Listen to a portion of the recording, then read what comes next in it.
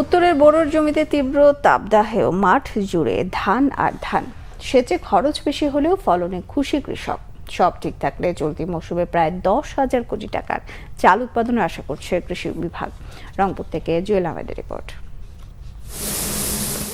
জ্যৈষ্ঠের পোড়াতাপে ফসল ঘরে নিতে ব্যস্ত কৃষক। যন্ত্র ও সনাতন পদ্ধতিতে ধান মাড়াই করছেন প্রান্তিক আর অবস্থাশালীরা। প্রকৃতির নিয়মে সবুজ সোনালিতে মাখা ধানে ভরেছে উত্তরের গ্রামীণ জনপদ। মন ভরেছে কৃষকের। এই ধানকে ঘিরে বুনছেন আগামীর স্বপ্ন।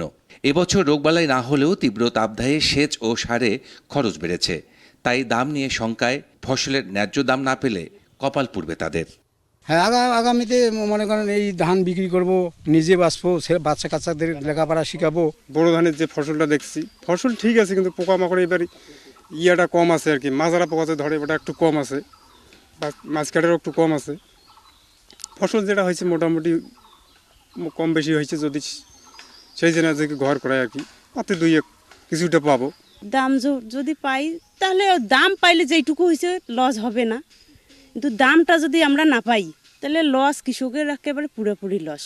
তাই যে খরচ আগের চেয়ে 1.5 গুণ বেশি, 1.5 গুণ বেশি হওয়াতে ধানের দাম যদি আরও কম হয় তা আমরা কৃষক মাঠে মারা যাব। কৃষি সংশ্লিষ্টরা বলছেন, দেশের 1/3 খাদ্য সরবরাহ করে উত্তরাঞ্চল। এবছর তাপপ্রবাহ ছিল বড় ফসলের উপযোগী আবহাওয়া, তাই ফলন হয়েছে আশাতীত।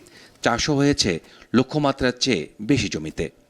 কৃষকদের অতিরিক্ত তাপমাত্রা থেকে বড় ফসলকে রক্ষা করবার জন্য আমরা কৃষি সম্প্রসারণ অধিদপ্তর কৃষকদেরকে 2-3 ইঞ্চি স্ট্যান্ডিং পানি ধানের জমিতে ধরে রাখবার জন্য পরামর্শ দিয়েছিলাম। সেই পরামর্শ কৃষকরা শুনেছে এবং ডে লেন্থ বড় হওয়ার কারণে সালোক সংশ্লেষণ বেশি হয়েছে, যার কারণে ধানের উৎপাদনটাও আমরা এখন দেখতে পাচ্ছি যে অন্য বছরের চেয়েও কিছুটা উৎপাদন বেশি হচ্ছে।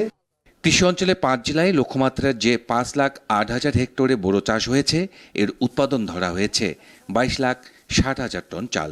টাকার অঙ্কে যার দাম প্রায় 10,000 কোটি টাকা। জুয়েল আহমেদ, বাংলা ভিশন, রংপুর।